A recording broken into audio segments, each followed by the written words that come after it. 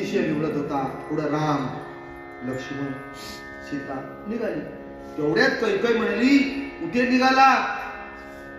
वनात निघालो. 14 वर्ष तू सांगितलंस ना, वर मागितलंस ना. अरे म्हणले बरोबर आहे, पण या अवस्थेत नाही. पण त्याच्या अंगावर राजपोशाख होती, राजवस्त्र होती, सौभाग्याची लेणी होती. वास्तविक लक्ष्मण आणि सीतेला जायची गरज नव्हती, पण आता निघाले. निघालात ना, वल्कल धारण करा. पुढे सांगितलं, कैकईने सांगितलं. म्हणजे जसं म्हणताना जखम आणि त्याच्यावर परत काय चोळलं? वस्त्र काढायला लावली. वस्त्र का? तर पुढेही गेल्यानंतर यांची ओळख होईल की हे कोणतरी राजकुमार आहेत, राजपुत्र आहेत, राजकुमारी आहे. ही ओळखी होती या अयोध्येच्या राजा दशरथाची. मग वल्कल धारण करा, तापसी वेशात तुम्ही वनात जायचंय. तो प्रभू रामरायाने आपली राजवस्त्र काढली, तापसी वेश धारण केला आणि मग ते मार्गाला निघाले. मी हे का सांगतोय तुम्हाला, किती यातना असतात माणसाच्या जीवनामध्ये. सुमंत्राला राजा दशरथ हात मारून मारून सांगत होता, सुमंत्रा नेऊ नकोस माझ्या रामाला, घेऊन जाऊ नकोस माझ्या रामाला. सुमंत्रा नको नेऊ माझ्या रामाला, नको नेऊ. पण सुमंत्राला प्रभू रामचंद्राने सांगितलं, रामरायाने सांगितलं, सुमंत्रा चल, रथ हाकायला सुरुवात कर. आणि सुमंत्रानं तो रथ हाकून बरं का प्रभू रामरायांना अयोध्येच्या बाहेर काढले. याला म्हणतात अयोध्या कांड. काल जे आपण ऐकलं ते बाल कांड, आणि आज जे आपण ऐकतोय ते अयोध्या, हे अयोध्या कांड आहे.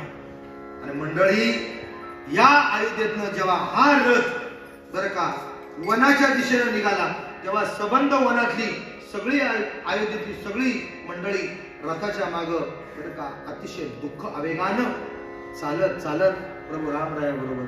प्रभू तुम्ही जिथं तिथं आले, तुम्ही वनात ना 14 वर्ष, आम्ही पण सगळे अयोध्येतली लोक तुमच्या बरोबर 14 वर्ष वनात राहणार. कुणाला थांबवावं, कुणाला समजवावं, कुणाला सांगावं? कारण त्या अयोध्येतल्या सर्वांना काय पाहिजे होता? राम पाहिजे होता. सर्वांना राम पाहिजे होता. आणि म्हणून मंडळी मी तुम्हाला खरं सांगू, एक राम जर आपल्यामध्ये नसेल ना, आपल्या ठिकाणी नसेल ना, आपल्या आयुष्यात नसेल ना, सगळं विफल. म्हणून राम म्हणे वाट चाली व्यज्ञ पाऊला. राम म्हणतच आपलं प्रत्येक पाऊल पडलं पाहिजे.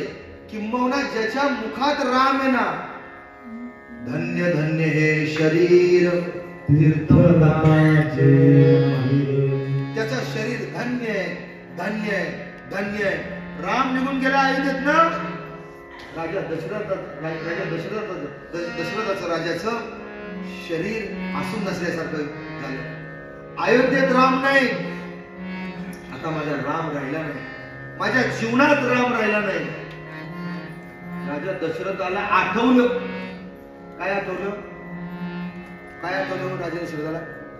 श्रावण बाळाच्या, पुढे सांगितलं, श्रावण बाळाच्या आई वडिलांचा शाप आठवला. पुत्र वियोगानं जसे आम्ही तडफडून तुला 1 नाही 2 नाही 4 पुत्र असतील, पण तुझ्या अंतक्षमयी त्यातला एकही नसेल. ते राजा दशरथाला आठवलं आणि राजा दशरथाला गरगरू लागलं. ही वेळ आता माझ्यावर आलेली आहे. आणि असं म्हणून राजा राम राम राम सीता राम राम राम सीता राम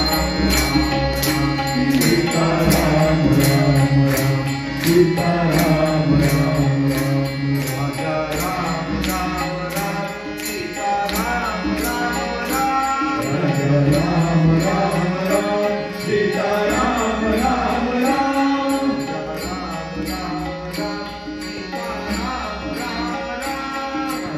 राम राम सीता राम राम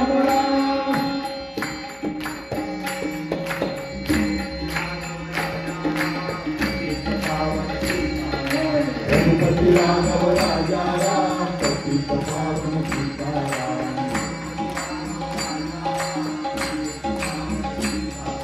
रघुपति राघव राजा राम पतित पावन सीताराम रामचंद्र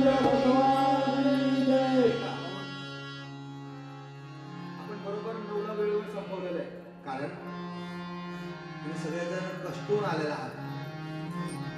इकडं एवढं गेलं, काल धावत पडत रात्रीचा दिवस करून तुम्ही प्रवास करून आला. आता पोटभर नाश्ता करा आणि आराम करा.